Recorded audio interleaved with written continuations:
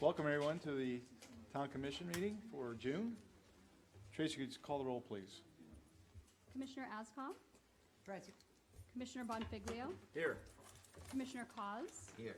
Commissioner Lucibella, Here. Mayor Pugh. Here. All right, thank you. Could we stand for the Pledge of Allegiance, please?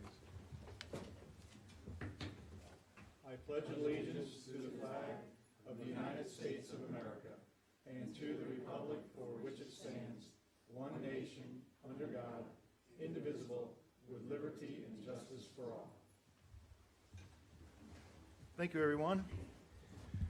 Okay, you have before you the agenda and the minutes. Are there any additions, deletions, or modifications? None filed. Would someone like to make a motion then? I'll make a To motion, approve we that. adopt the minutes, Okay, the May meeting. second. Mr. Mayor, I have a question. Sure. Lisa Pepe is very anxious to leave, and she's got a long drive home. I was wondering if we could put. You are? No, I'm okay. She's No, worried about I'm- flooding. I'm worried about her. Can we move her up That's pretty before good. the other reports? Yeah, I think that'd be one. We could, certainly. I think we need to do the audit guy first, though. All right. All right, so there's a motion, a second, any other discussion to approval of the minutes? All those in favor signify by saying aye. Aye. Motion carries. Okay, announcements and proclamations. Town administrative offices will be closed on Monday, July 4th, 2016, in observance of the Independence Day holiday. The regular July Town Commission meeting has been moved to Monday, July 11th, due to Independence Day holiday. Okay, now we'll take public comment. You're first, Betty. This is Betty Bingham, 1 East Ocean Avenue, Ocean Ridge, Florida. I have 2 quick comments. You all can consider them later on. Has any township ever considered making communication people take out their wires when they lose their contract? In other words, take the wires out that run into the house rather than just bring them back to the poles and have all these. Some of them are still hanging on the houses, some of them are hanging on the poles. Has any town ever had any rules and regulations about that? And you can think about it and bring it to the next meeting. And the second one, I would like to come up with what can and can't be done on the beach. I'm beginning to walk on the beach, that's always trouble. But I'm beginning to see dogs running loose on the beach. I spoke to one person the other day because he wasn't picking up after his dog, and he said, live with it, the waves will take it out. And I mean, I'd love to take my dog on the beach, but I think we need to, and I know that there's a glitch here, that if you can get them across the property that belongs to Ocean Ridge on government property, but I think they're still supposed to be on a leash. But if we could come up with some firm restrictions. Thank you, Betty.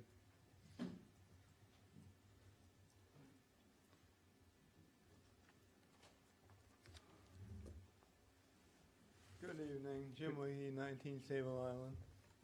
I just wanted to officially close down the Koi Pond account that I've been taking care of. As we agreed to a couple of months ago, the town is going to take over. And I want to thank everybody that has made donations over the past 6 years. The number of you commissioners, Richard, Jim, and our mayor have helped substantially. And just a month or so ago, we had a couple of the Defoes on Bimini Drive make a nice contribution. But of course, what happened last year when the whole thing collapsed and we had to find somebody who really knew what they were doing, because I'm not an expert on koi ponds, and the place west of town did not help me anymore. They couldn't give me the provided assistance that needed to be done for this pond. So the southern pond is doing a great job, and I'm going to have to close down the account. So I'm officially giving the town what's the balance of my account and the koi pond fund and the bill for last month. We'll take it. Thank you, So Jim. I'm going to close down the koi pond fund that was established by all the contributions that people over the past 6 years have been given to it. And it's been fun. I've enjoyed it. And I'll still occasionally check in because I can't quite pull myself away from the whole thing. So But thanks again for all your support. Well, thank you, Jim, Thank you, Jim. for taking care of it for us. $71.72, everybody was wondering. Yes, ma'am. Yep. Come on up, Lynn. Good evening, Lynn Allison, 6260 North Ocean Boulevard. I'm speaking tonight on behalf of the Ocean Ridge Garden Club. I'm the chair of the 50th anniversary celebration. That's very exciting. We have some really nice things planned, and we're going to be asking Gail, who's a member as a commissioner and also of the club, to be our liaison. I don't know if any of you know some of the history of the club, but we have sitting here the daughter of the first president of the club in 1966, Betty. Right? Some of the things that we're thinking of doing, and we've met with Jamie, and we're going to give him monthly updates to keep you all aware. It's in February. It's the week of the 13th of February, and we want to do a whole week of events. So what we're planning to do is start off with a reception that you'll all be invited to, of course, and then what we want to do is enhance the four, what are they called? They're called to have the entrance stones in such a way that we can see that it's a celebration week. So we're going to come to you with some of the ideas that we have for that. We're going to send it out and have some of the artists come in and give us some ideas on that. On a daily basis during that week, there's going to be activities planned to be here at the town hall, so that they'll be selling plants. We have an expert that's going to be speaking, a horticulturalist, and things like that. So we're just going to have an exciting week, and we're going to decorate the hall. We've asked Gail and Betty to be the head of any memorabilia that we have over the last 50 years, and any suggestions that anybody has in the town to please filter them through the club.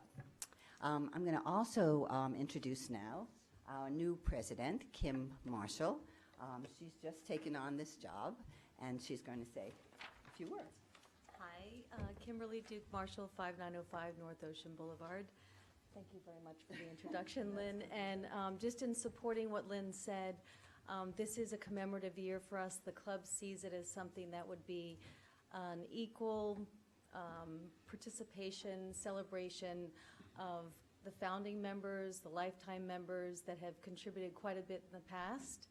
And so this would be the town, because it's mutual town interest, this would be the time for us all to pull together and make this a really celebratory new season. So thank you for your attention, and we hope you see the same value that we do.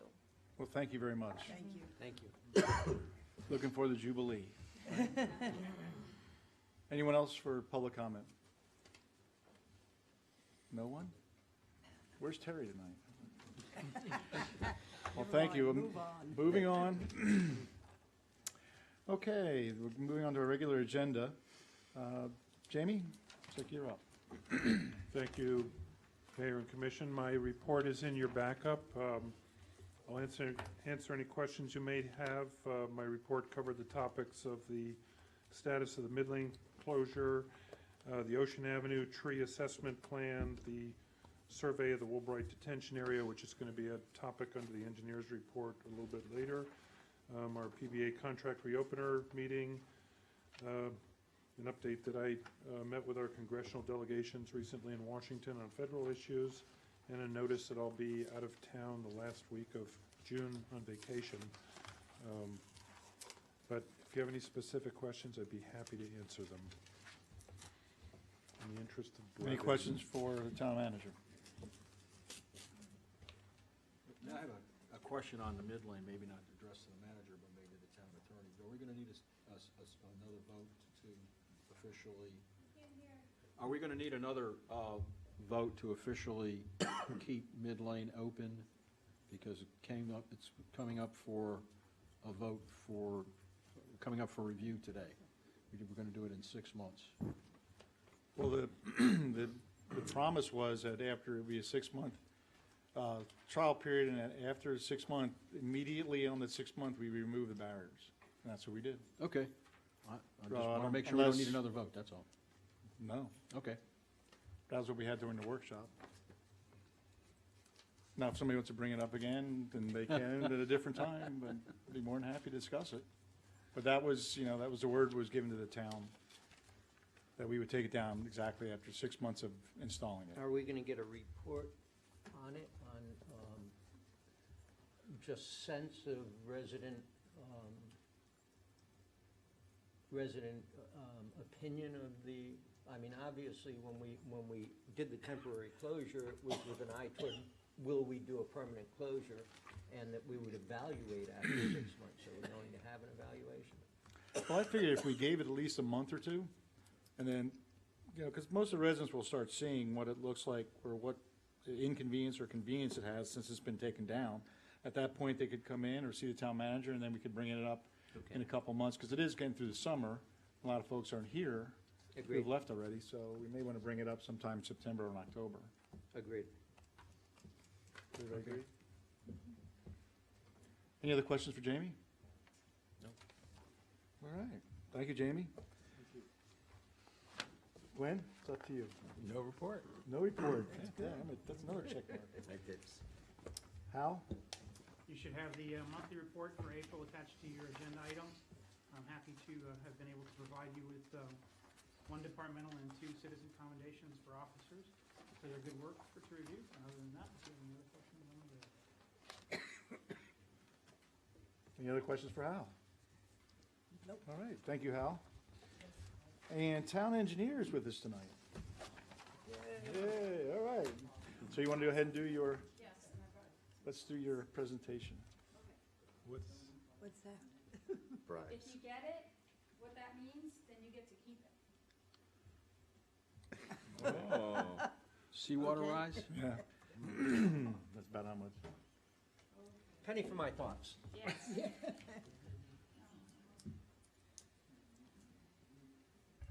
Good evening, Mayor and Commissioners. It's been a while. It's great to be here in front of all of you to give a status update on the drainage improvements in the town. Brief history, some current facts, and moving forward, okay? Some brief history. 1999, Hurricane Irene dumped about 17.5 inches in Ocean Ridge. President Clinton declared 18 counties a disaster area, which included ours. FEMA came in and started collecting elevations in the south end of town. It was very serious. In 2000, the Ocean Ridge Commission, some of you were on the commission back in 2000, agreed to come in and assess the flood-prone areas, and then ultimately that created what we now know as the Town of Ocean Ridge Flood Control Study. We are still following the flood control study 16 years later. A lot of success stories from that flood control study, and we should all be proud that the majority of the items that were addressed in that study as a concern are pretty much addressed today. So, so kudos to all of you for making those hard decisions back then when there were many elections, lots of money, grants, lots of angry residents, but we moved forward and we prevailed. The Hudson Phase project was done first. That was a project that included approximately 1,450 linear feet of roadway. Those of you that lived on Hudson or drove on Hudson, if you were out there right now, there would be standing water and you couldn't get through. You couldn't get through to the west side of the road. The second big project was completed in 2007. As-bills were done in 2006, approximately 10 years later, for the completion of what we call the South Phase project, which is everything basically, in simplistic terms, from Woolbright Road south, which includes the 2.4 acre detention area. Here's some current facts from this year. In January 2016, a total of approximately 11.3 inches of rainfall fell in Ocean Ridge. That was the wettest January since record keeping began in 1932, according to South Florida Water Management District. Of course, that is in season, and for those of us that live all year round, we experience that in the summertime, but never in January. Ingenuity Group just recently surveyed the detention area on Woolbright and A1A. We have as-built from the year 2006. So 2006 to 2016, a 10-year difference in time. However, we observed that the grades did not change that much. We did find out, though, that there is a slight channel or a low spot that, and I'll show you on this drawing right here, that starts here and comes around. And that could be because after 10 years, water always tries to seek the same route. And in drainage design, we call it short-circuiting. Sometimes, you know, over time, a little channel is created. It's not to any major detriment to the detention area, but that's what we observed from the grades comparing 2006 to 2016. With respect to global warming and sea level rise, the two stacks you see in front of you from a time period of 1992 to 2015, which is 23 years of data, we have found out that approximately 3 inches of sea level rise occurred. So that stack of pennies to the top is approximately 3 inches. If you think about the amount of years that the detention areas existed, which is approximately 10, when it was completed in 2007 to 2016, the black line indicates that the elevation of groundwater rise or sea level rise in that period of time. So the pennies are not there for financial purposes at all. It's just to show the amount of groundwater that over time in the detention area that it rose up to that black line. So instead of telling you approximately less than 2/10 of an inch, I wanted to physically show you that it's about this much. The town invited Palm Beach County Environmental Resource Management just recently to come in and observe the detention area. And actually, they were very pleased at how it was functioning. They did mention that we could do some tweaks, and I'll talk about that at the end. I'm moving forward. But they use this project as a model to other entities on how they can store their water prior to discharge into the intercoastal waterway. So even to this day, they're using this project as a model.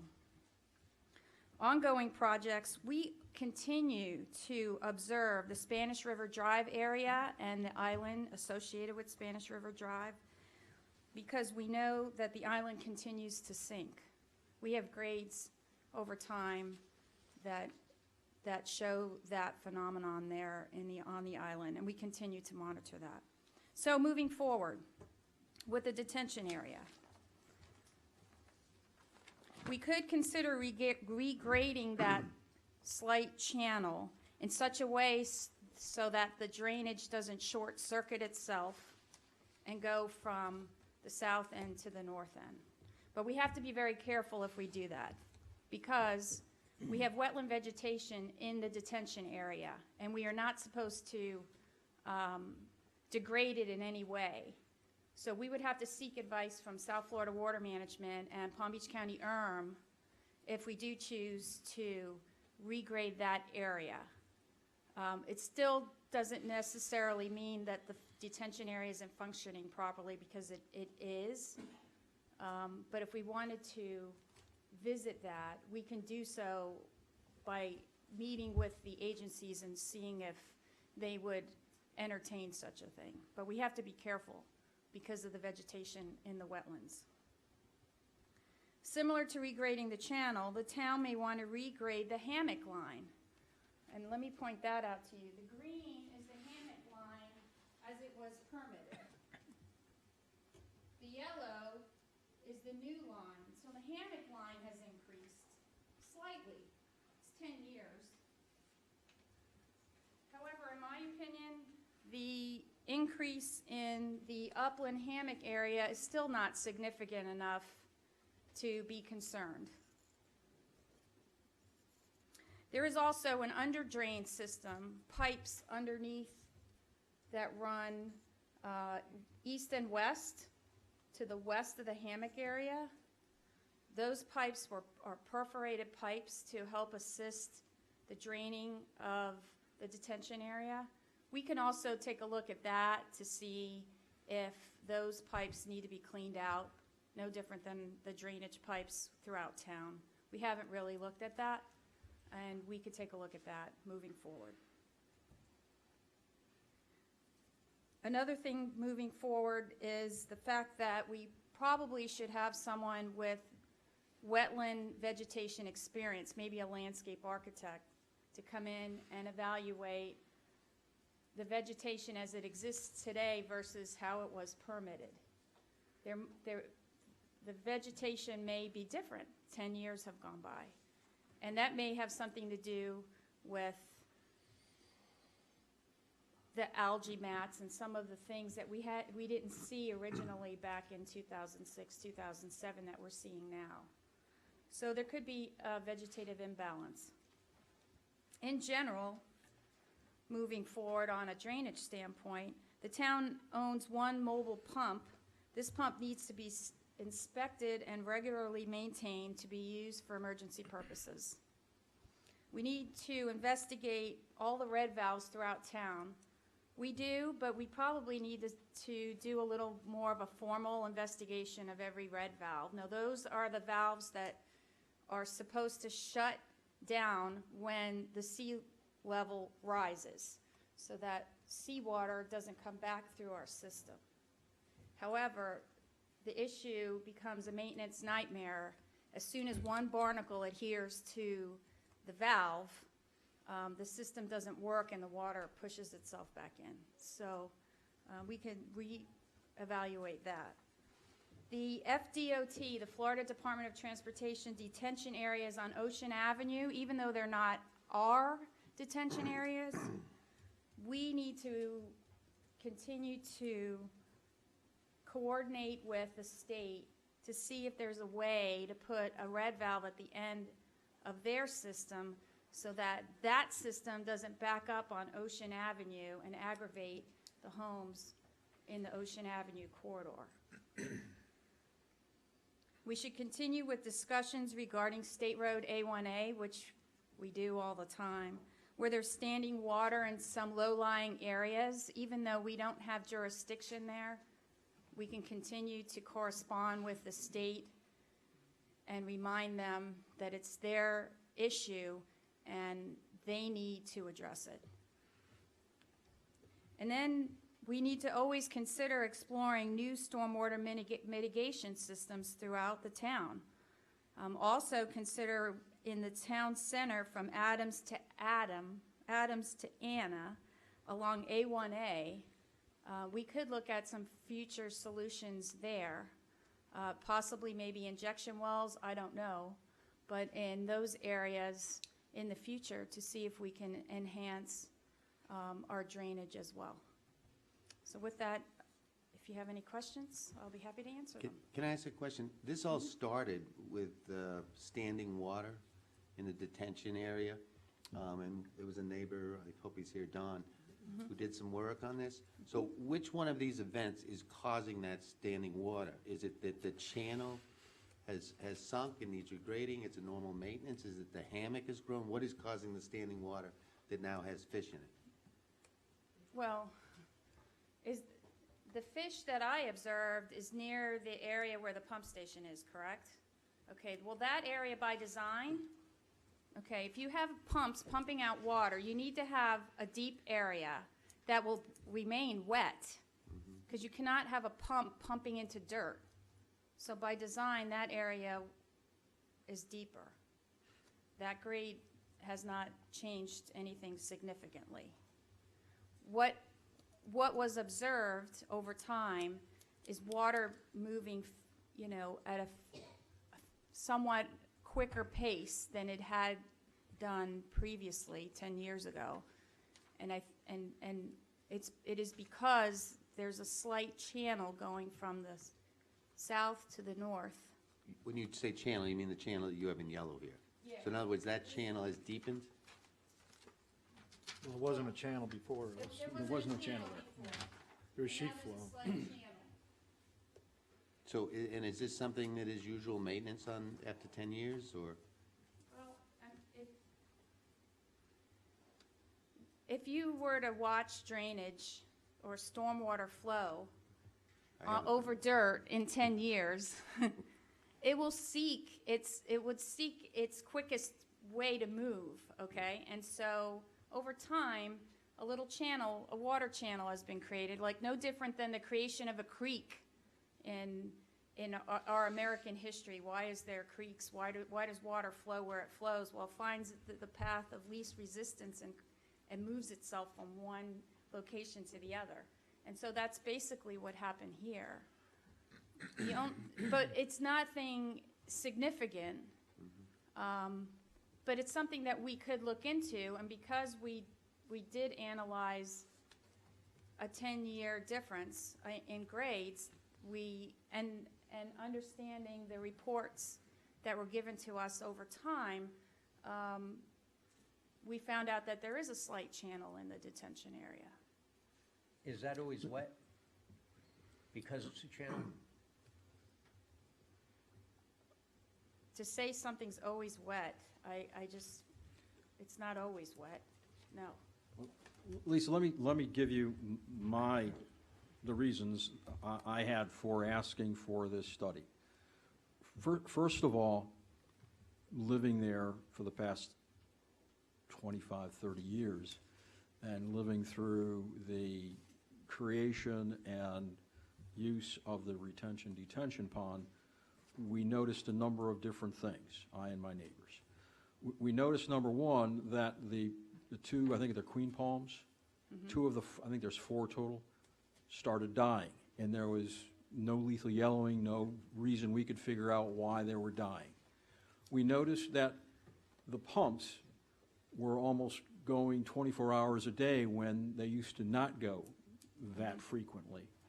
We noticed that, especially in this last year or two, fresh water would build up and create these algae ponds, and it would take longer, the water would be higher, and it would take longer for the water to drain. And, you know, what would cause all these things to happen? Well, yeah, we had a lot of rain in January, but why would the retention pond care if water fell in January, rain fell in January as opposed to the hurricane season? I mean, if 11.5 inches of rain falls in January, it should take care of it, no different than if it fell during the hurricane season. And there was really no reason for that standing water other than there's some sort of a problem. The only thing I could think of that would cause all of that to happen, and I'm an attorney, I'm not a hydrologist or engineer, is potentially, number one, lack of maintenance, because it's like any other drain. You know, you fill a sink with water and either, you know, too much water going in, not enough water going out. One of the two problems.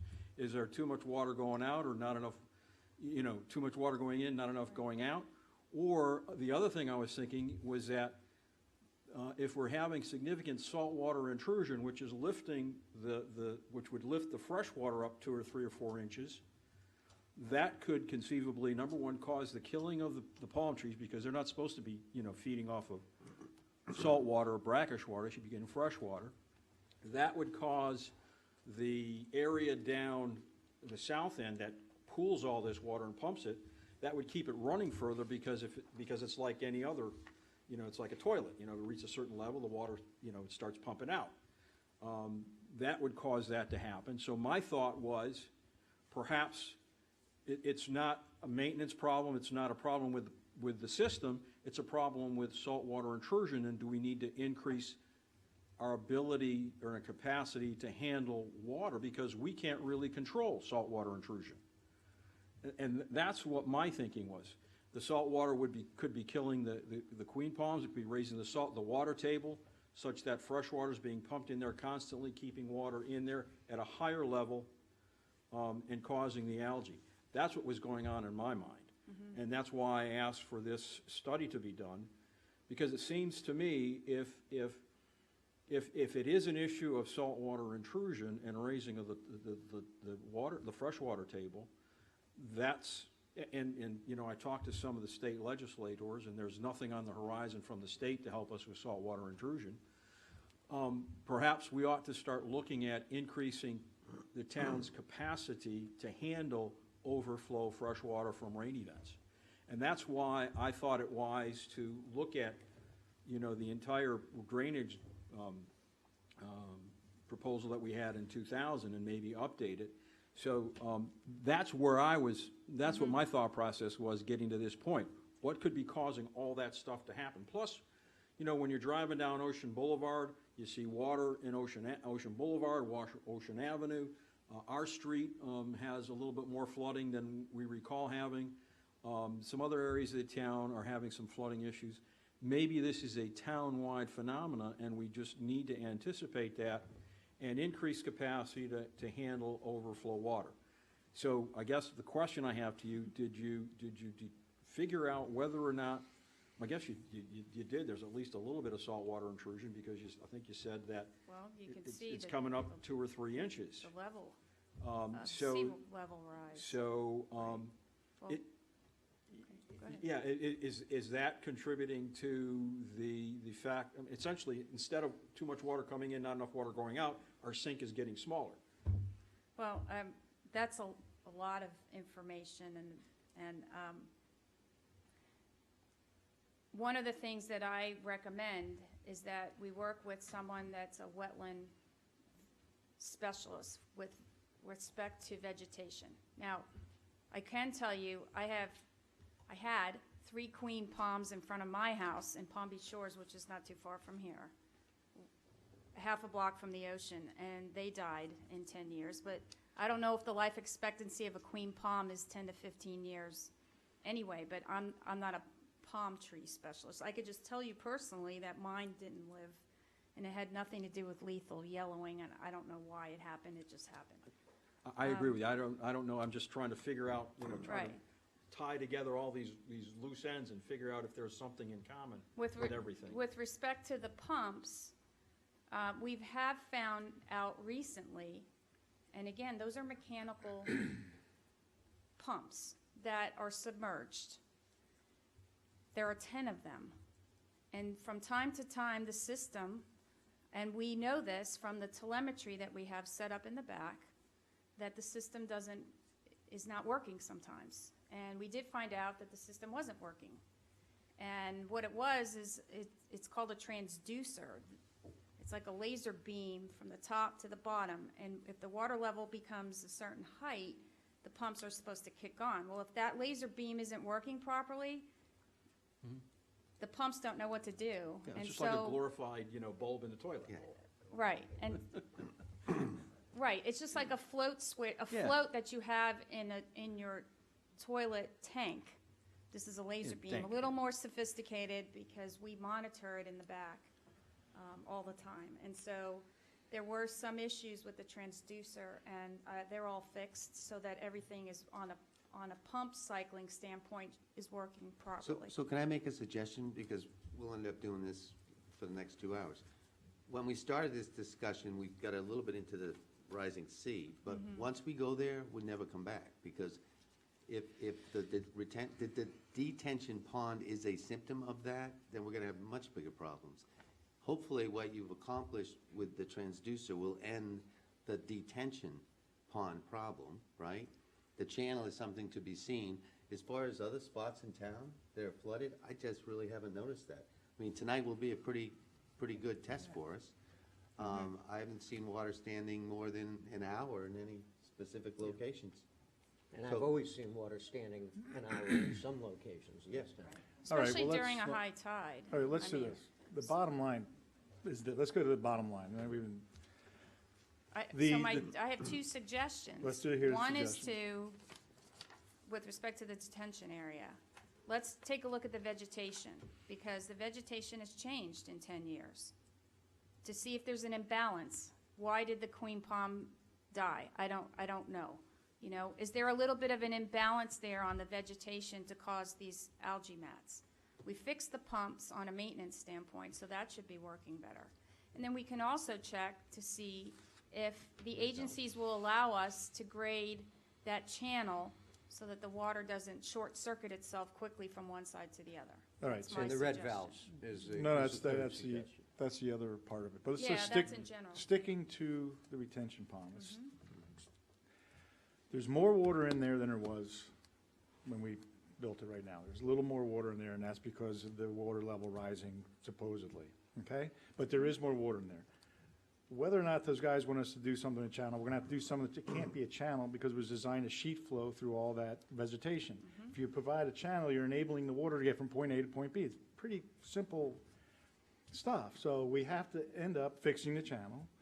Obviously, there's more water in there was because we do have the algae blooms we never seen had before. So that has to be taken care of. Okay, the vegetation, I don't know about you, but, you know, palm trees aren't supposed to live in like water. You know, they live in, you know, a little bit of dry land. There's no dry land there, it's, unless you're on top of the hammock. The rest of it, you walk in, you sink up to your ankle, right? So let's deal with the vegetation, let's deal with that channel, and then, Jamie, you have to get on board and get on this maintenance issue like we talked about before, because obviously that has been poorly maintained in the past. I mean, we have pumps that don't work. We have pumps that, then the float switches are going bad, causing them to cycle, which means then we have to buy new pumps. And the town of Ocean Ridge shouldn't have to be, I have a doing question these concerning costs. that specific issue, if I could. Mhm. I don't understand, if we're monitoring these,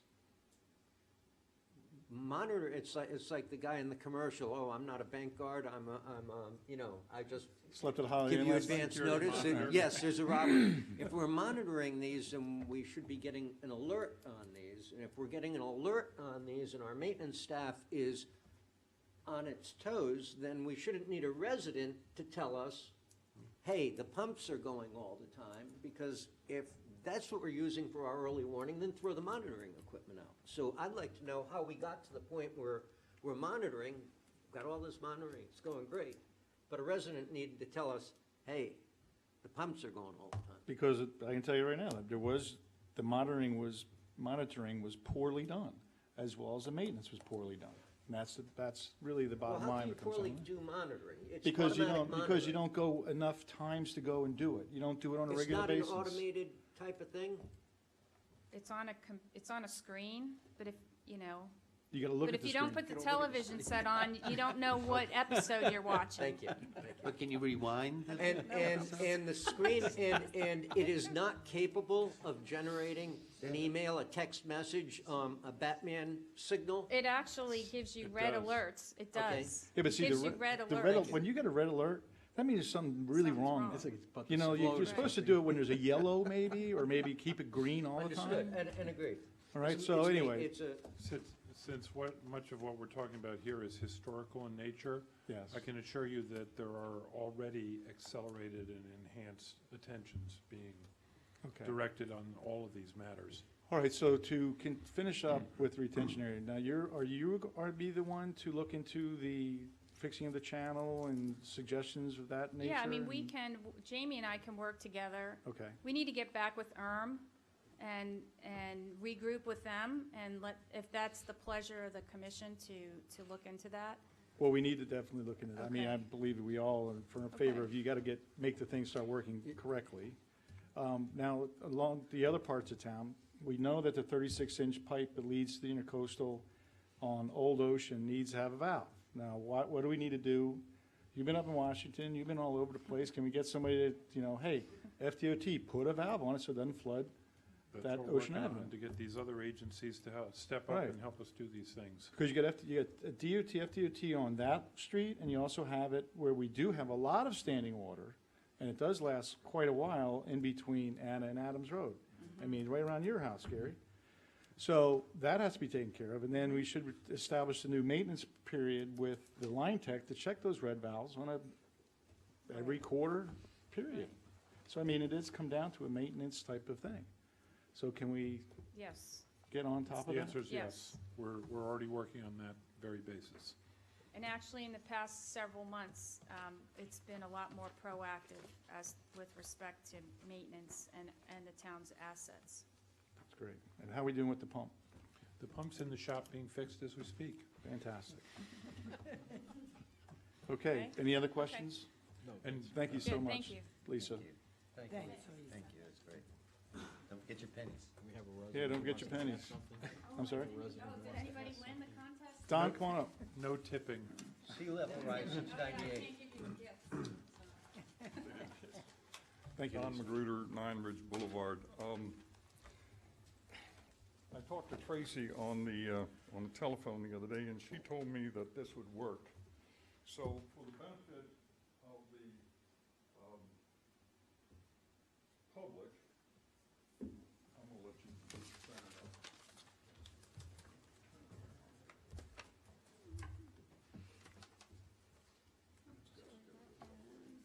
No, we can rotate it once, that's. That's the, there you go. That's a retention pond that we're talking about, that a lot of you don't know where the heck it is or what it looks like. That's a retention pond full. That means that it's high tide. That means that the valve at the inlet by the bridge is closed, and so the water coming into the retention pond builds up to that level until the tide goes down, and then the valve opens up. This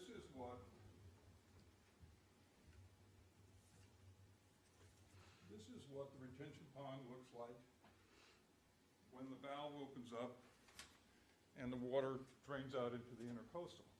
And you can see that there's a lot of little green stuff all over there. So it hasn't been cleaned in quite a while.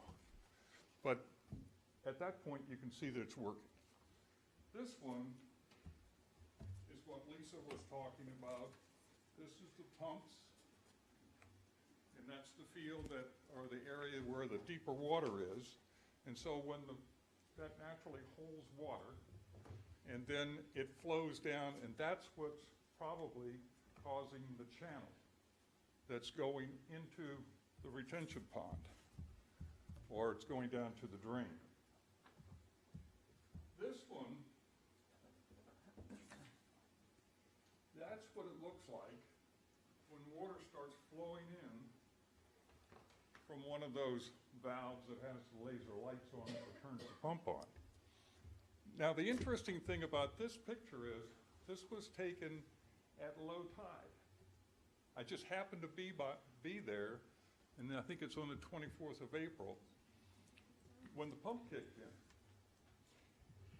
And the strange thing is, if you go down to Tropical Drive and you walk along Tropical Drive, you'll hear water running into the retaining areas on Tropical Drive. Now, where that water is coming from in the middle of the day, who knows?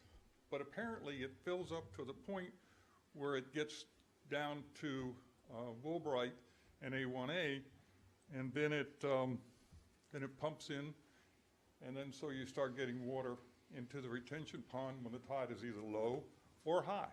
Doesn't seem to make any difference. This one was taken on February, or on April 29th. Now this was, I gave this to Jamie, and I don't have the exact dates on it, but this is more than 72 hours of water being retained in the retention pond. Now the state says 72 hours that it should flow out. So there it has obviously been sitting there long enough that it's got algae on it, and quite a bit of algae. So how long does that take to go away? It eventually went away, but now this one was taken Sunday. Now that's this area greatly reduced.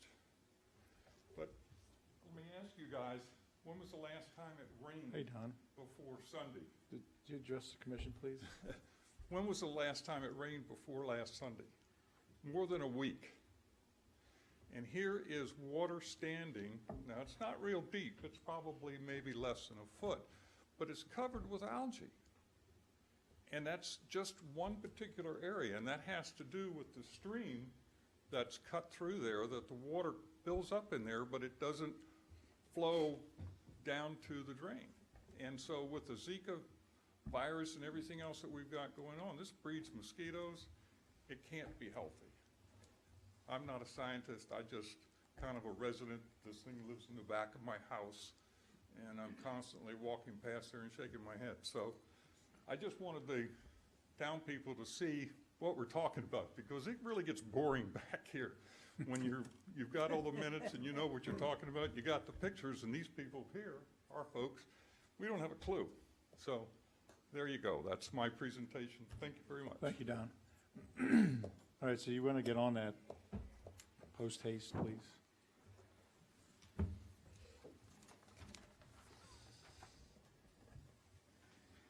Okay, moving on. Mr. Bennett. Annual financial statements audit presentation. Mr. Mayor, Commissioners, thank you once again for allowing me to come discuss your financial statements. I'm a lot later this year, but it's not my fault. I got an excuse. It's all the Florida retirement system. Generally, we'd be here in, February or so. And I was actually pretty much done with the audit back in about early January, and we waited until a little after middle of April until the Florida retirement system released their information this year. And their excuse is, this year we implemented GASB 68. GASB is an acronym for the Governmental Accounting Standards Board. They set generally accepted accounting principles for governmental bodies. GASB statement number 68 is on reporting for pension plans.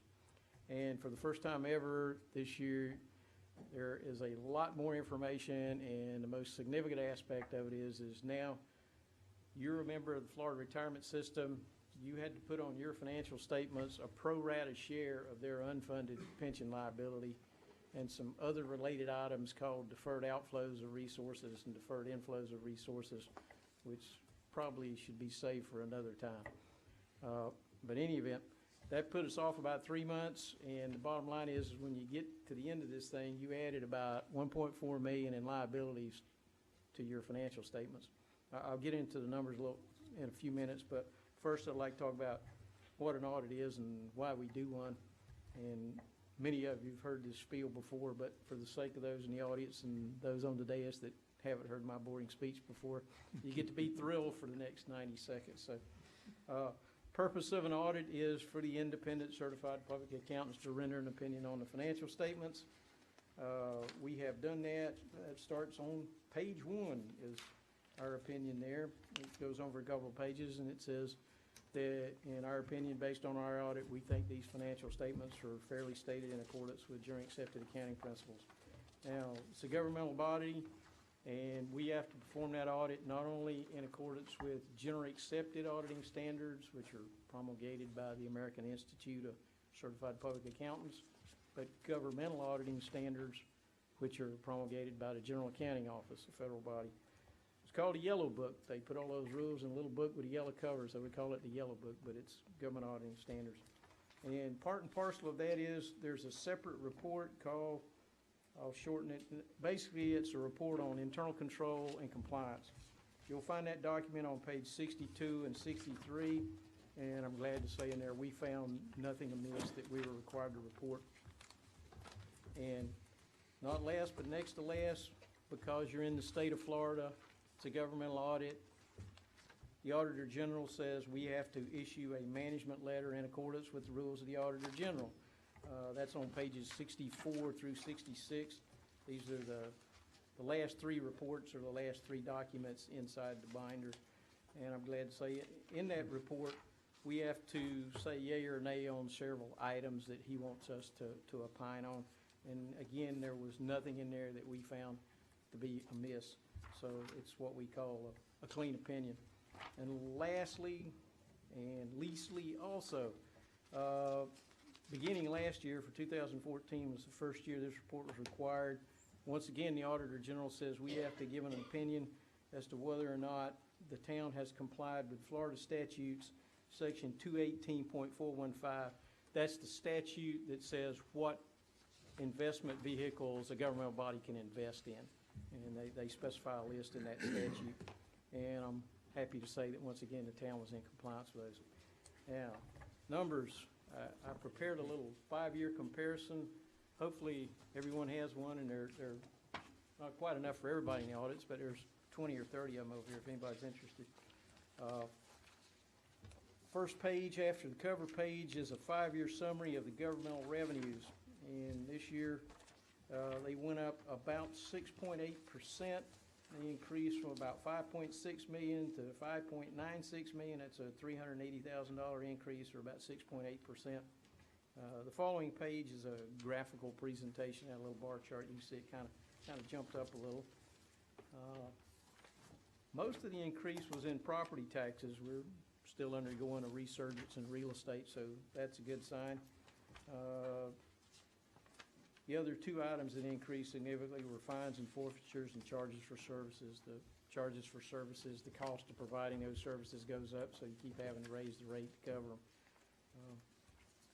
Next page is a similar summary of the governmental expenditures. When I say governmental, the town has two funds. It has the general fund, which is your primary operating fund. It has a capital projects fund, where money is expended for major capital improvements. I have combined both of those. They're both governmental fund types, so we've combined the two, so you get, these are all the revenues and all the expenditures of the town. It's the only kind you have. You don't have any enterprise funds. In this case, it increased about $86,000 from the prior year, which was 1.6%. It's kind of a mixed bag. Several items went up, several items went down, and it was almost a wash when you got to the bottom. If you look at the chart again, you can see it edged up ever so slightly. And even over 5 years, expenditures in 2011 were $5.3 million, and 2015 they were about $5.6, so they've gone up about $300,000 in 5 years. So they've been, they took a little dip in the middle there, but they've been very stable. The residual, after you take all the revenues and subtract off the expenses and your assets minus your liabilities, is your fund balance. That's your equity. If you were in a for-profit entity, that'd be your retained earnings, kind of, sort of. It's a proxy for that. And in governmental entities, they don't just have retained earnings and they don't just have fund balance. They got to break it into categories. You know, they got multiple categories for. And the good category is unassigned. That means there are no encumbrances of any type. It's not been earmarked for anything, that the town can use it for any lawful purpose that the commission sees fit for. Second category is assigned, which means the town has earmarked it for a purpose, but they can, if they choose to, unearmark it. You could take the assignment off and it would become unassigned. Restricted means there's an earmark on it that's placed by an outside party. It's legally restricted. You can only spend it for that purpose. You can't touch it for anything else. In the case of the town, that's for debt service. You have to maintain a certain amount in account. Non-spendable means actually it should have been already expended. Those are actually prepaid expenses. You've already spent the money. You just haven't used up the goods that you purchased yet. So the total fund balance at the end of 2015 was about $3.9 million.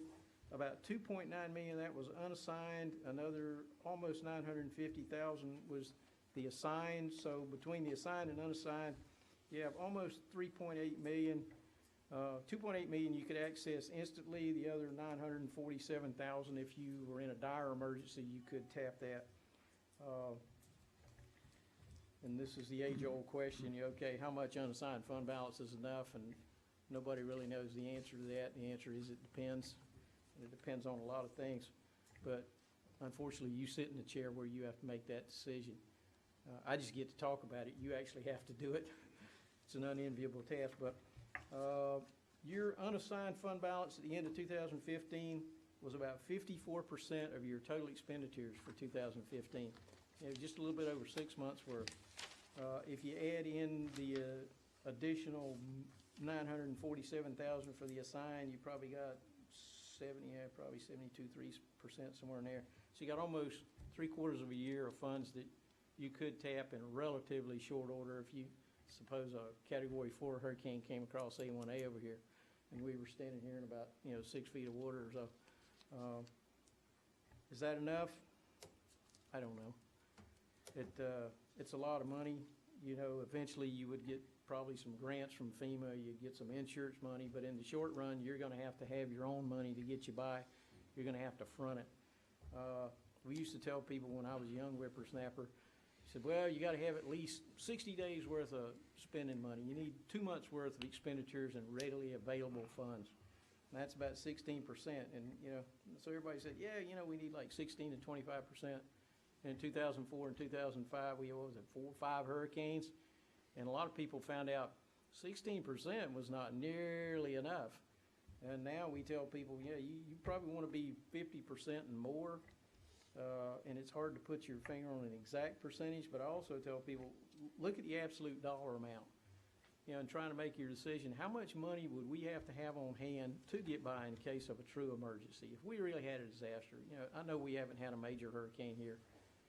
When was the last one? 1965, something like that? I think it was Donna back in 65, but that's a long time ago. What was that, 51 years? But we could have one next month. In any event, I think those are kind of the guidelines. You know, 54% with some more in a sign does not seem excessive to me. Let's put it that way. And if you had 100%, I wouldn't feel like you had gone terribly out of bounds. But again, I get to pontificate on it, and you actually have to do it. You can see the chart again of fund balance. It's edged up. You know, the increase from last year was, I'll give you the exact amount here, $525,050. So a little over $500,000 increase. It had been fairly stable the last few years, but it jumped up a little over $500,000 in 15. I have 2 new charts or exhibits in my handout tonight that I've never had before. And these relate directly to this GASB 68.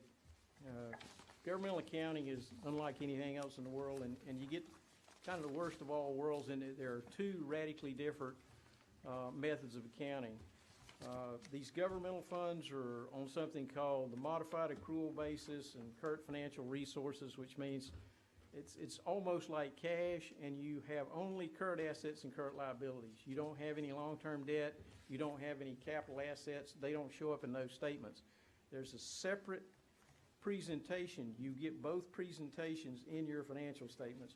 You have a balance sheet, and if you look on page 11, you have a governmental funds balance sheet, and on page 13, you have essentially a governmental funds, I'm sorry, yeah, 13.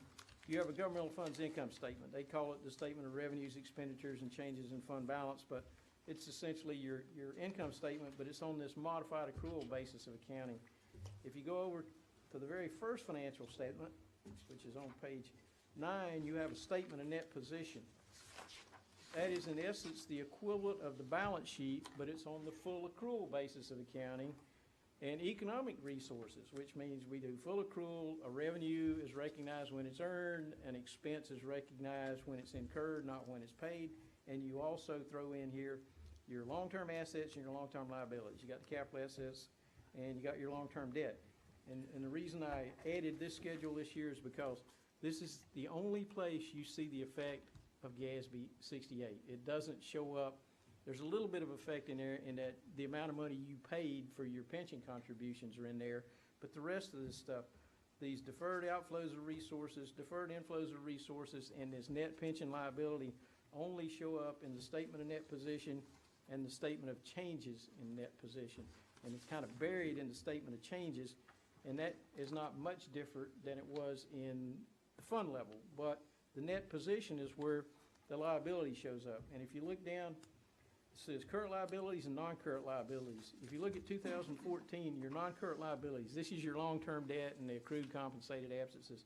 It was $8 million. You say, well, it only went up $900,000. Now that's a big jump, but you paid down about $500,000 in debt. That number would have been, you know, $500,000 less, but it went up $900,000. And the reason is there's your $1.4 million in the net pension liability. That's what caused that increase. If you look up at the deferred outflows of resources, you notice those increased. That's because there's a big item there. There's $250,000 of pension-related items there. And if you look at deferred inflows of resources, you can see they were $8,000 last year, and now they're $390,000. 381 of that is related to the pensions. So it's an extremely complicated area of accounting. You know, I think the concept was good in that if you have a liability, you probably should recognize it. I don't know that I would have done it exactly the same way that they did, but I don't get to make that choice. I just try and help people comply with it. But you do have this big liability sticking out there that you didn't have before. You know, $1.5 million is a lot of money to the town. That's significant change. But the good thing about it is nobody's going to come in and hand you a bill and say, look, you got to pay $1.4 million. The only thing you will ever pay on this is every month when you make your pension contribution, you're paying down on it. And that's all you'll ever do. You'll just make your monthly contributions for the people that are enrolled in the plan. And the plan is actually very well funded. And by plan, it's actually 3 plans. The Florida Retirement System has 3 pensions in it. It has one called the Florida Retirement System Pension Plan, a classic defined benefit pension plan. It has a second one called Retiree Health Insurance Subsidy Program, which is also a defined benefit pension plan, but it has a very small benefit, like, you know, $150 a month, something like that. The biggie is the defined benefit plan itself, the Florida Retirement System Pension Plan. And that one is very well funded. Part and parcel of GASB 68 was an incredible increase in the note disclosures and supplemental information. Last year, if you look at the statements, you'll find there's probably 3 or 4 pages on the Florida Retirement System.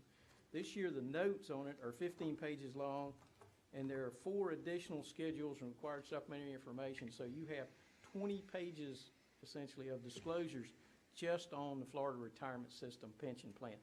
The third part of that plan is a classic defined contribution plan where the participants' benefit is whatever their account grows to when they retire. That money in there is theirs. It's the equivalent of a 401k. But as I said before, the biggest portion of it is the Florida Retirement System pension plan. That particular plan, and this is disclosed on page 59. If you look, it says the FRS pension plan fiduciary net position as a percentage of the total pension liability is 96%. What that means is that pension plan is 96% funded. You'll hear a lot of stuff in the press that says, well, the Florida Retirement System is only 86 or 87% funded. The reason for that is this Florida Retirement System Health Insurance Subsidy Program is essentially unfunded. It's at 0.5%. It's very small compared to the total, but they just pay as you go. They don't try and accumulate funds for it, pay it in the future. They just pay it each month as they go. And so when you combine the two, the average of the two is about 86 or 87%, but the primary one is 96% funded. And that may be the best of any large state retirement plan in the country. It's a well-run program. They get a good investment return. They have a very low administrative cost. And so, you know. So, going back to the town, we are in a very good position at this point? You are. You have essentially fund balance equal to, you know, unassigned of a little over 6 months, almost 7 months worth of, you know, if you didn't bring in another nickel in the next 6 months, you could still pay all your bills. Or if you had a major catastrophe, you would have, you know, at worst case, about $3.8 million that you could tap in very short order. I personally think that's good. Any questions for Mr. Bennett? Could you explain that last part again? The part from, thank you, it's a pleasure to be in front of you tonight.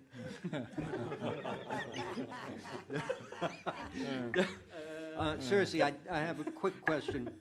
That was good. So what we're seeing is that unassigned funds, we had a surplus of $500,000 for the year. Well, $498,000, an increase, if you will. right. Agreed? $500,000? Let me get back that page. Yeah, 498, 715, Okay, almost we'll 499. call it five, Yeah, we'll call it yeah, $500,000. yeah. Call it $500,000. I mean, I'm gonna harp on this once more. Last year, we were talking about, we were seriously considering raising the millage rate because the budget showed a $460,000 shortfall that we were gonna have to take out of that at the end of the year. So it was $1 million off from reality now. I've been disabused of the notion that we can budget for a surplus, because God knows we're a government entity and we're not supposed to do that. But I just want to re-emphasize as we go into the next budget cycle, again, first of all, I think you will be closer than those numbers. I mean, to be $1 million off in terms of what our cash needs are going to be is one thing, but to scare us all so much, not you, staff, to scare us all so much that we're considering our rate hike in taxes to cover it when we're really pretty good shape is something I hope we'll all take into consideration when the budget process comes up and we can't discuss the possibility of managing for a surplus because it's not allowed. Thank you. Thank you. Well, I mean, the other part of being in good shape is your millage is fairly low. I was looking for it, but I think it's 5.35 that was for 2015. I don't know what it is for 16, but, you know, you're allowed 10 by statute plus debt service. You may be allowed it, but that's not. Well, I didn't say that was. There'd be a public lynching out of you. You kidding me? 10? That's a great way to be an Holy ex-commissioner, right? You Yeah. go from 5 to 10 and That'd be 2 years worth of surplus. Yeah, yeah. Mayor Sanders. Mayor Sanders. Any other questions, Feel the Mr. burn. Bennett? Great job. Well, Mr. Bennett, thank you very much. Thank you, sir. We We really really, appreciate I it. forgot to really thank the town for allowing us to serve as your auditors. You know, we do this for a living, and we appreciate people that hire us, and it's been a pleasure to work here. You know, the staff, I know there's been a lot of turnover, but, you know, they've all been extremely cooperative, and they've done a good job, and the place has been very well managed, and we appreciate it. Thank you. Great job. Thank you, Thank you very much. Thank you. Okay, moving on. Let's see here. Request for consideration move forward with license plate recognition. Hal? At the direction of the commission, the last update I gave you, we determined that we cannot place the license plate recognition cameras on the A1A right-of-way, and nothing has changed there. We've approached the Florida Police Chiefs Association and several other lobbying organizations to try and get the governor and the DOT to change their mind. They have not. I've been tasked with going forward and seeing if we can come up with an alternative. The alternative would be to consider placing our camera nodes on private property with the assistance and blessing of private property owners. And if the town would like to go forward with this project, the estimated cost of having all of the entrances and exits to the town covered, north end, south end, and the two bridges, is estimated at $199,000 to $225,000 with today's technology and the addition of having to put some infrastructure in. If it's the commission's wish, I would ask that I be authorized to negotiate with 2, possibly 3, private property owners for installation of a pole and a node with the assistance of the town attorney in contracts and et cetera. Any questions for Hal? What's the operating cost per year? I estimate it to be around $9,000 to $11,000 per year, and that takes into consideration maintenance. Air cards for Verizon Wireless is our contract service now to get the data back to the server here. That includes maintenance of an in-house server, which has been the direction of the commission to maintain the data that we collect in-house so that we have full control over it, and anticipation of a minor glitch and a service contract Okay. with the only vendor that I can find at this time that seems to be able to project the ability to read the data as it goes by from over 130 feet. And, Chief, the intent here, I just want to be clear once more, would be that we will maintain that data in-house. It will not be shared with other agencies except on a need-to-know basis, and it will be scrubbed after a relatively short period of time. Is that correct? Yes, sir. Florida statute now requires, and public records law require, that we have a records retention policy in place. There is a maximum retention of several years, and a minimum retention is ours. I anticipate that our retention, based upon how much data we can hold and how much data we need to keep, honestly, would be probably 30 days.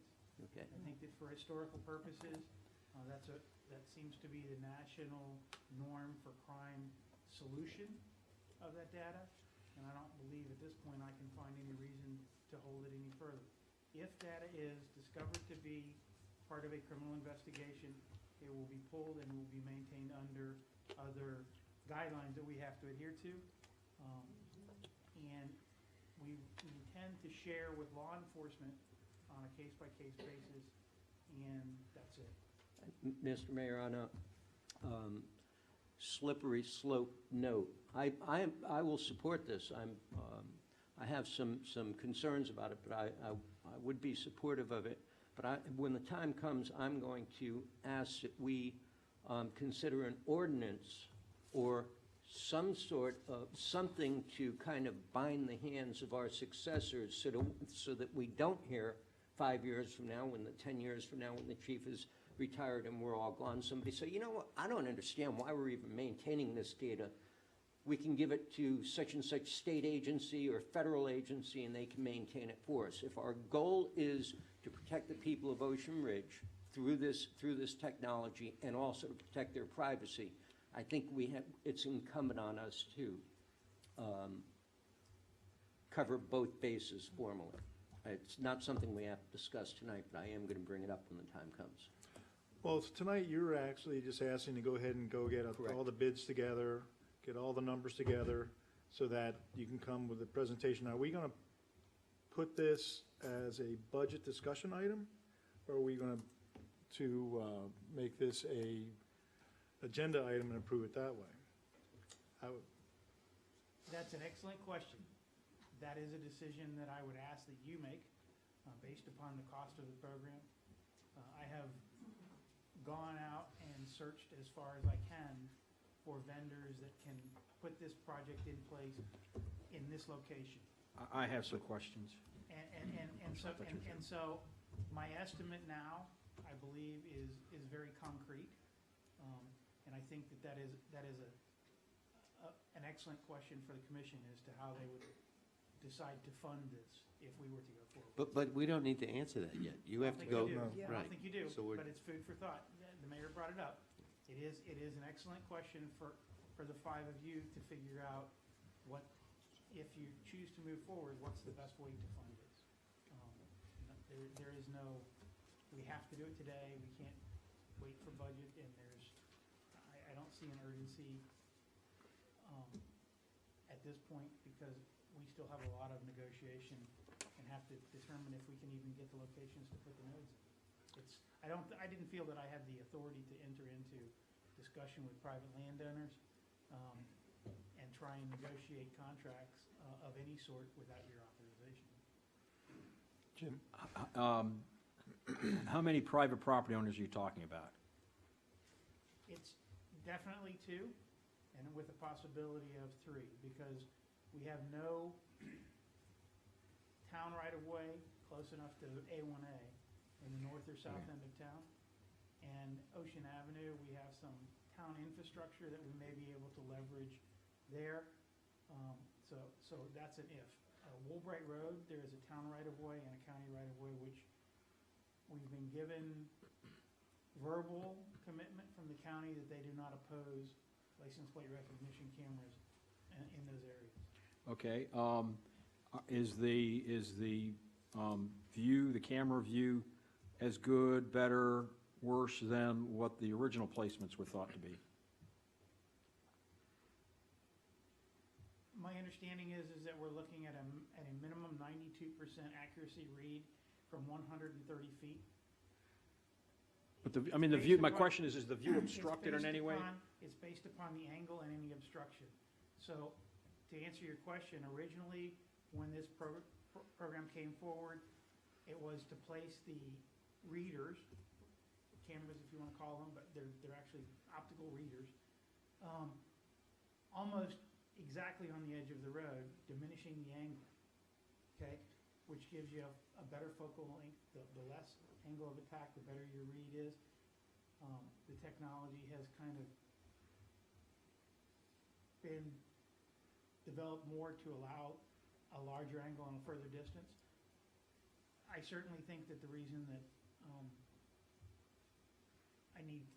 I needed to get this particular vendor involved for 130 feet is because of the obstructions being off the road. So if there is an obstruction that blocks the camera, it certainly will not read the tags So as they go by.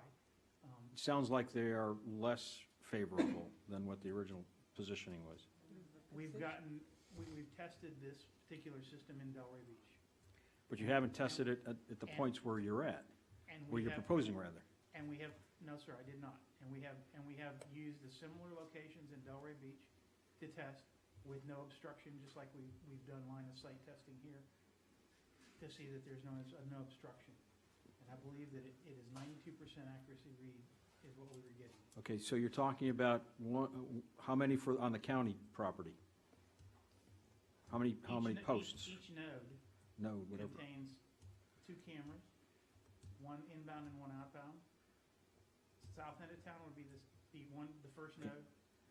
Woolbright would be the second node, Ocean Okay. Avenue the third. So you're 2 cameras at each location to get travel north and south. Okay, so, again, my question is, how many posts on county land do you propose? 2? 1 post 1 post? on one side of the road that can shoot both directions. Okay, and 2 or 3 property owners, correct? Yes. So that's 3 or 4. That would be, if we had to do everything on private property, we would need 4 poles and Okay. 4 So agreements. has your estimated cost included the cost of doing a survey to get the legal description for the post and recording an easement for the town to get the use? Because if you're just dealing with, you're gonna have to put something in the public records as to exactly what we've got and the easement, so that subsequent buyers know that there's an easement and a right for that pole to be there. So has your $200,000 estimate included the cost for the survey, the cost for the legal work to do it, record that information? It has not. The anticipation, let's, Do we, do we have an idea how much that would cost? I'm gonna guess somewhere between 5 and 15,000 total. Okay, If you're I mean, talking 2 or 3 private property owners with legals and an easement recorded, not including whatever cost, hopefully they're gonna donate that piece of land. one would think, but you never know. Okay, so that $200,000 cost may be 215 plus. which is why I gave you the 199 to 225 range. I understand that there are things that are not completely thought through exactly to the dollar in this proposal, because I have not approached private property owners. And we're not sure that these alternate places will give us the view that we need in order to actually capture the licenses. We have been advised by multiple vendors that those are the best locations, and that they will, their equipment will in fact work in those locations, In other words, the people that want to sell us their product are telling us that their product will work where we plan to put it. based upon their specifications. All right, so you're looking for our general consensus, or you need a vote to have them go forward? Well, I would suggest perhaps a vote to authorize the chief to at least move forward, because I'm hearing different, I'm not sure if there's consensus based on the 2 comments I've heard so far.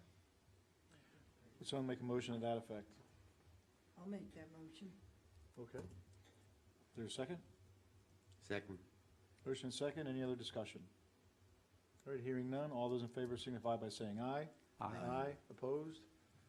Motion carries, chief. Thank you very much. Mr. Mayor, if I Yes. may, I don't recall hearing a motion to accept the audit. I know Mr. Bennett talked about it and everybody thanked him, but I don't remember hearing a motion. That's why I got up and checked with the clerk, and she didn't remember one either. So if you don't mind. I'll somebody- move to accept the audit as I'll presented. second. Motion and second. Thankfully, no more discussion. All those in favor signify by saying aye. Aye. Aye. Motion carries. Thank you. Okay. Discuss the annual Briny Breezes Police Services proposal. Jamie? I'll just give you the brief background. We're coming up towards the end of a current 3-year agreement with Briny Breezes, ongoing agreement to provide police services for them. The town contacted us and inquired about continuing our arrangement with them. We included a copy of the current agreement in your backup, and we've suggested, or recommend that we go forward with negotiation to implement a new like service contract, and we're also recommending that we take the current package price or contract price and adjust it upwards between approximately 3% and 4% to cover increased police department costs associated with providing coverage.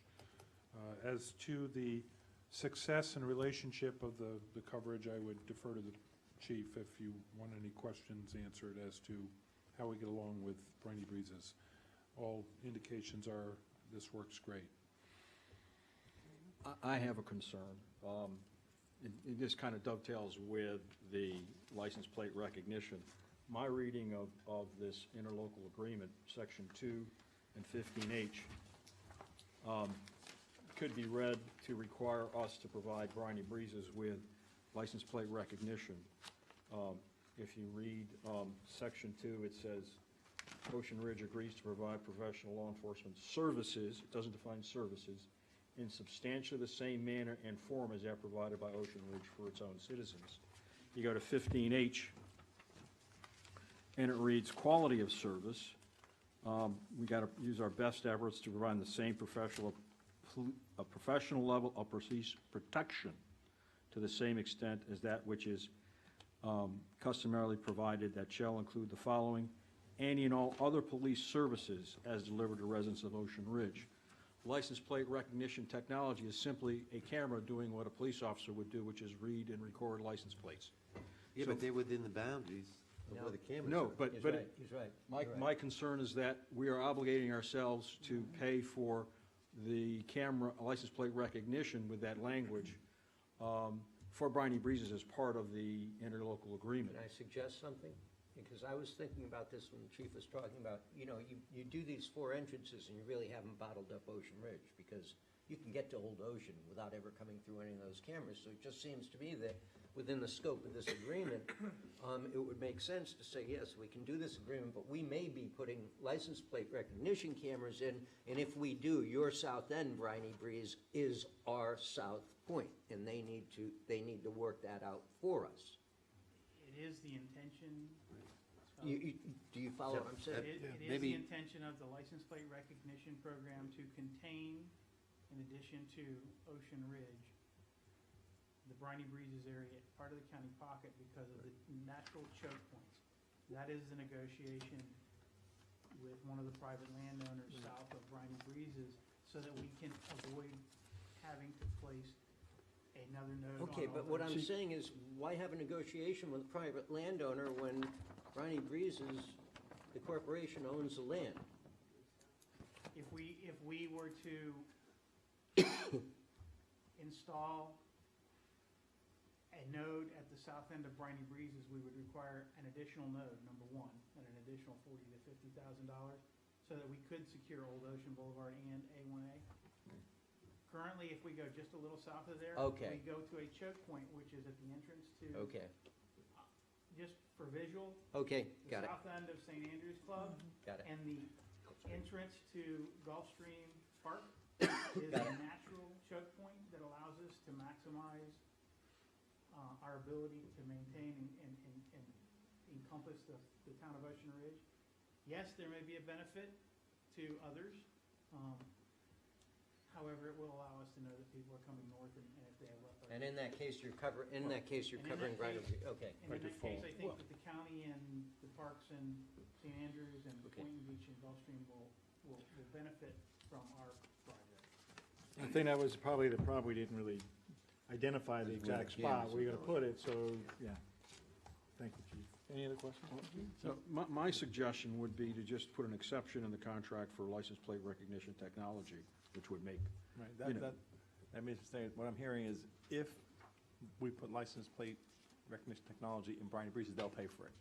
Is that what I'm hearing, that if the town goes forward with that, and if we need it in Briny Breezes, that Briny Breezes will supply the location and pay the cost? That becomes the follow-on question. That is a reasonable Well, can I question. clarify the attorney's question? If we opt to put in camera recognition and we opt to cover Briny Breezes, they're agreeing by default to have that service as part of us taking it on. But they're not agreeing to pay a portion of it.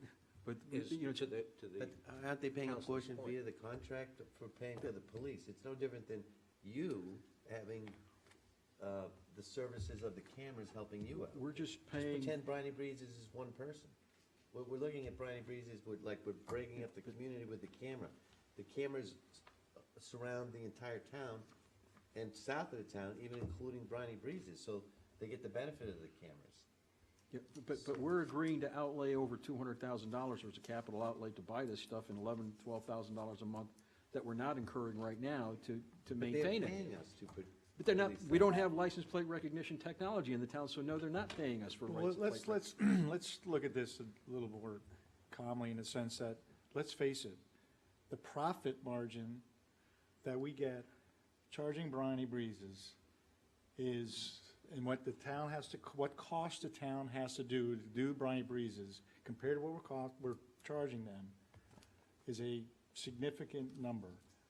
And I believe that putting a camera up at the St. Andrews, and we're already now saying we're gonna raise it 3 to 4% per year, I think it would cover the costs, and to charge them any more I don't wanna lose that contract. I agree. The fact of the matter is, if we didn't have Briny Breezes, the contract with Briny Breezes, would you still be looking at license plate recognition cameras? Yes. And if you were looking at license plate recognition cameras and not patrolling Briny Breezes, where is the most logical place to put them? In the area that you're currently, in the general area that you're currently looking. So it's a sunk cost for us if we make the decision, I think. But what I'd like to ask is, how much has our law enforcement budget expenses, actual expenses, gone up year on year? Has it been 3 or 4%, or has it been 6 or 8%? That should kind of be our benchmark. We're only passing on to you an increase commensurate with what it's costing Ocean Ridge residents. Isn't that, I believe that's what you had. Is it 3 or 4%? It has been consistently about 4%, much like the fire contract, when you take into account personnel and the like. And pension It costs, and fluctuates. pension and healthcare and all like that? It does fluctuate because we have had some older employees and more tenured employees leave, and we replace them cyclically with a younger employee, and then we reach our plateau. So I think that's cyclical. I think that the cost of,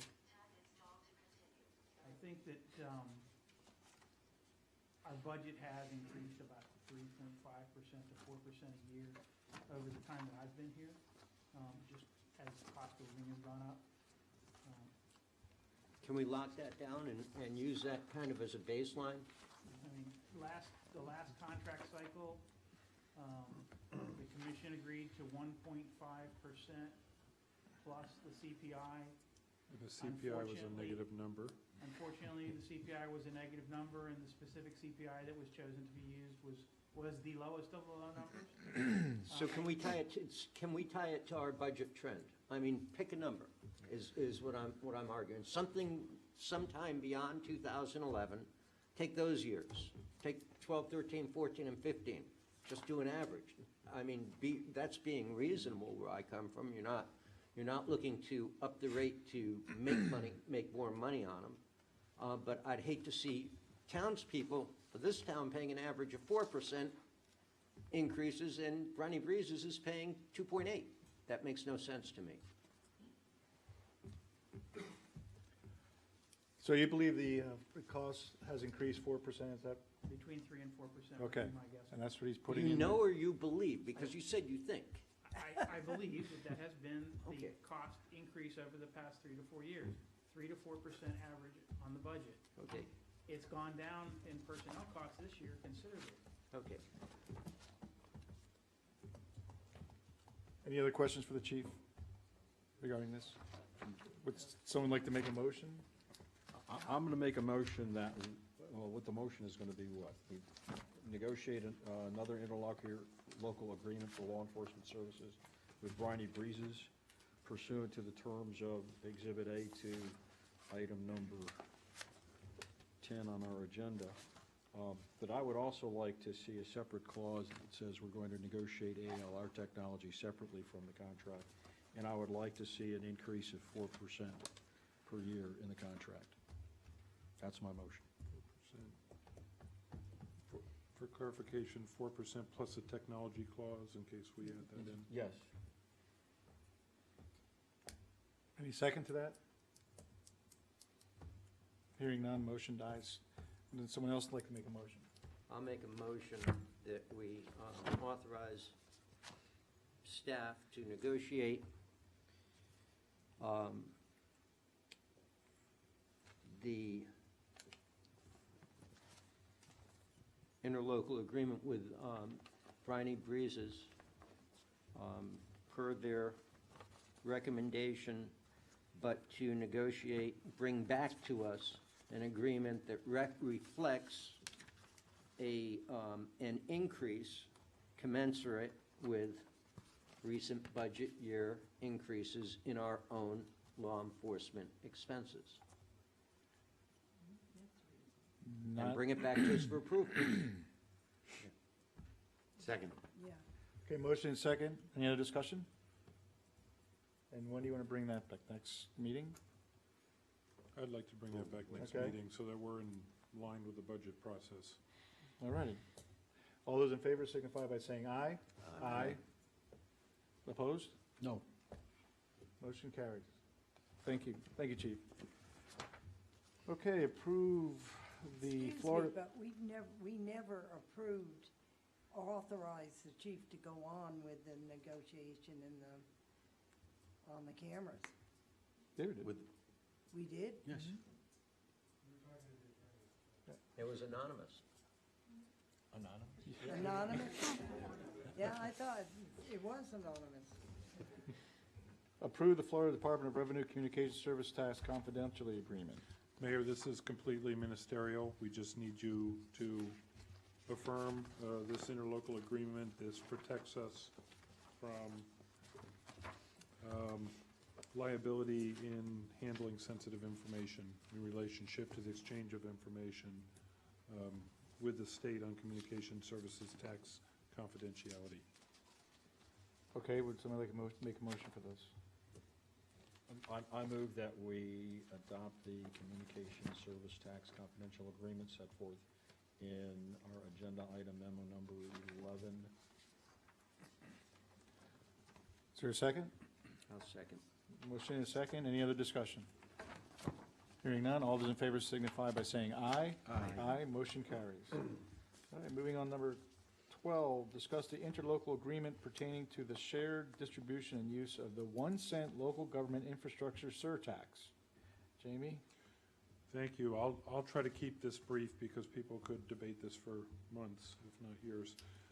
Staff has made no recommendation on this, but I did promise you when we first talked about the interlocal agreement negotiations going through the county, the school district, and all the various players, that we would bring back to you when it had gelled with some clarity, which it has, where the county commission is now proposing in conjunction with the school board to send a referendum in November a penny sales tax to pay for backlog infrastructure and projects. Significantly, since the last time you may have seen or read about this, the Economic Development Fund that was proposed by the Economic Council and the projects that were proposed by the Cultural Council, a series of enhancements in the private sector and cultural arena, were removed from the agreement. Currently, the agreement is between Palm Beach County, Board of County Commissioners, the school board, and the municipalities. If it reaches a 50% plus one approval rating, will share in 20% of the proceeds in a pro rata portion towards eligible infrastructure projects. I believe we have the chart in the back of your backup. The impact in receipts for the town of Ocean Ridge on an annualized basis starts out at about $107,000 based on 10-year projections, and over the lifespan of the 10-year projection, it's $1.2 million and change. Again, if this passes both the entities that are approving it, if it passes at the ballot box in November, these revenues would flow via a sales tax mechanism on top and above of any millage and other sources towards the various towns as listed in that chart. I brought the interlocal agreement forward so you could see it and be aware of it. We are not making any recommendation other than to present it to you. All right, so I mean, this is currently negotiated. Why would we be voting on, We're not voting. we're not gonna, this is basically just for information purposes? It is for information. You could choose, if you are interested, to vote affirmatively to support it or not. The county's threshold is to reach 50% plus one of the 38 municipalities in the town on a population basis. So for example, if they get West Palm and Boca and Delray and Boynton and a couple of the big cities together voting on it, they may reach that threshold even if 20 of the other cities don't vote for it. And it's going, and the money will be available to improve infrastructure? Only The same- roadways, some stormwater infrastructure, Same way some the same way the facilities. lottery did such a wonderful job Yeah. for Oh, education. but hang in the on. state. Okay, I'll stop. It says right here, even if the town does not pass it, this is Jamie, this is your report, but the referendum passes by popular vote in November, the town will realize. So we don't need to do Well, it's anything. You information. don't need to do anything. Information. Hang on a second. Okay. My reading of Section 5, creation of citizen oversight committees, is that we can either participate in an oversight committee created by the Palm Beach League of Cities or create our own committee. If we do not adopt this, are we by default allowing control of that money, although it's only $107,000, to be, the oversight committee rather, be League of Cities, or do we need to adopt this in order to have our own committee direct the use of those funds? That's my question. You understand my question, Attorney? Yeah, my understanding is you don't have to adopt this, or you can, and if it goes forward on the election, there'll probably be a separate time to get together with the county and appoint people to this oversight committee if you want to have your own, or if you want to be part of the counties or the League of Cities. So I don't think this is a deadline today to make that decision. Okay, Correct. Is that it? that's it. All right, good. So we don't have to vote at all? We don't do anything. Okay. Can we just put this in your report? Anyway. Moving on, discuss the fiscal year 16-17 budget meeting schedule.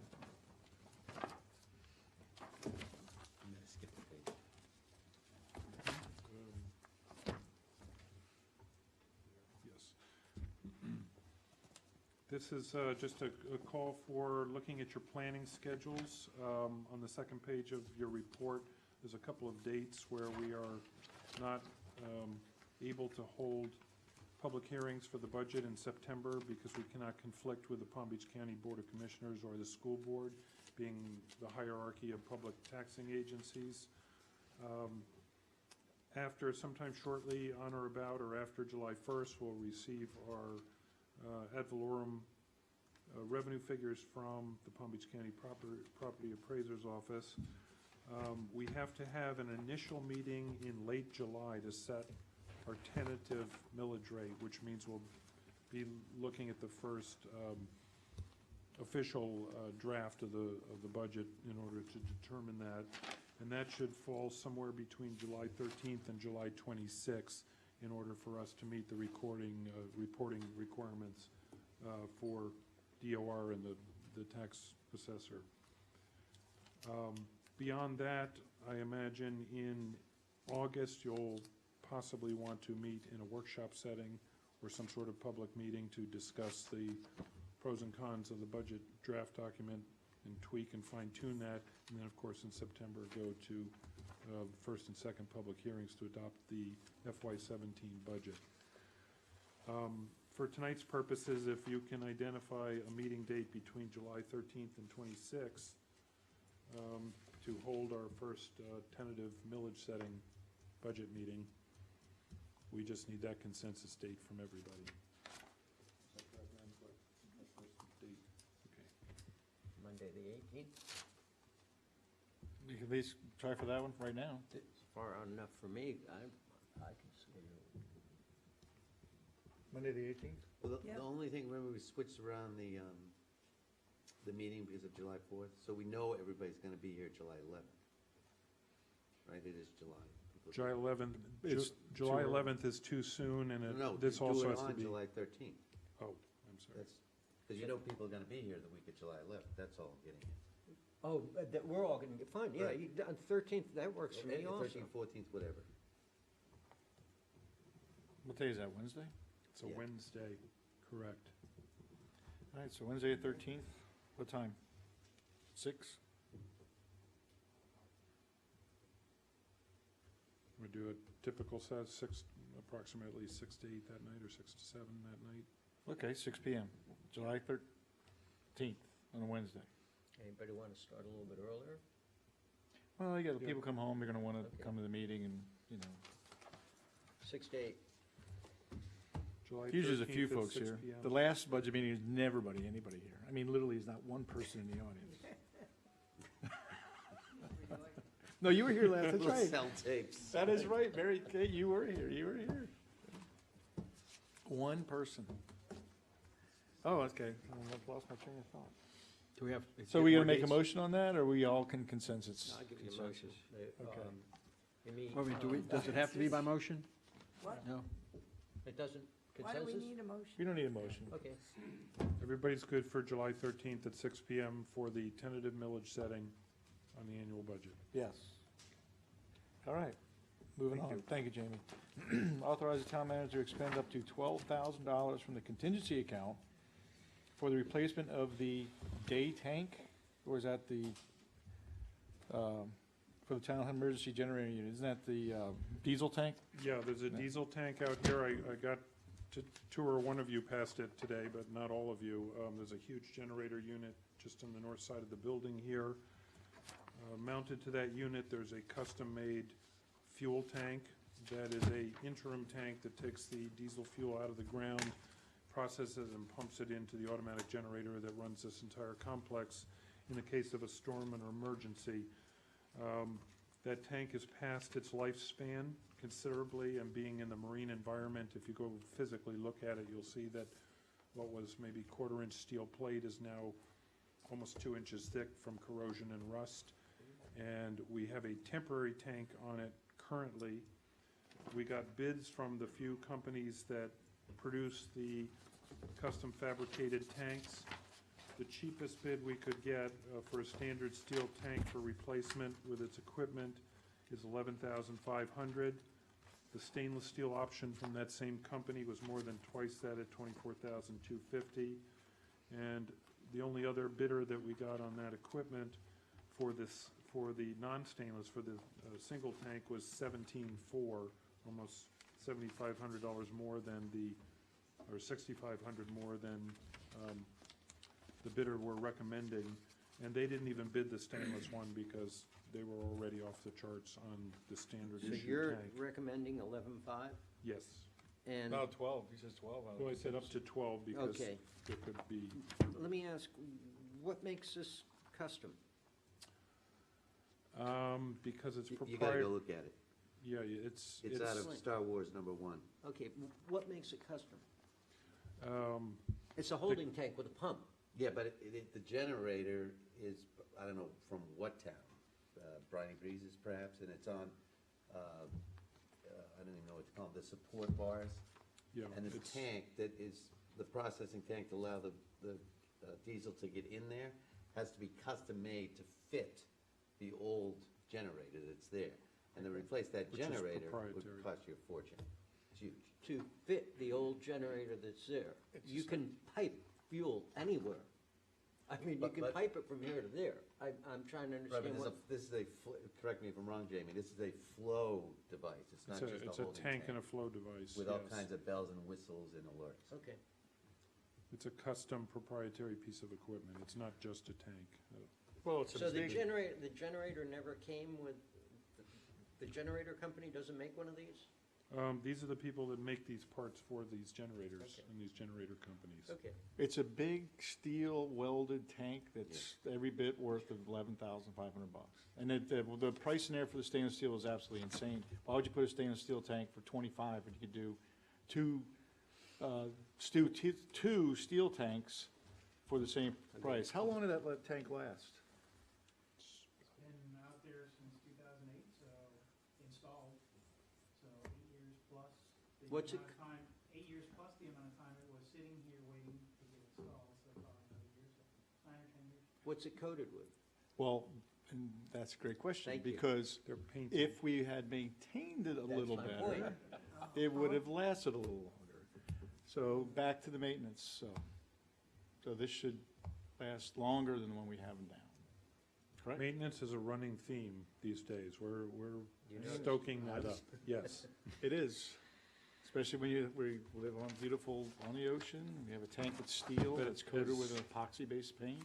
As Needs to be all of you scrubbed. know that live on the ocean, it's a very caustic environment for these kinds of things, and they go, HVAC equipment, this kind of stuff, anything made out of metal. So goes I understand what quickly. you're saying, but this is a very specific tank, and very specifically coated, and very specifically designed to hold fuel. It should be very specifically maintained on a very specific basis. I'm And I actually, use the word specific way surprised too they're made much out of- today. I will give you a motion that we Please.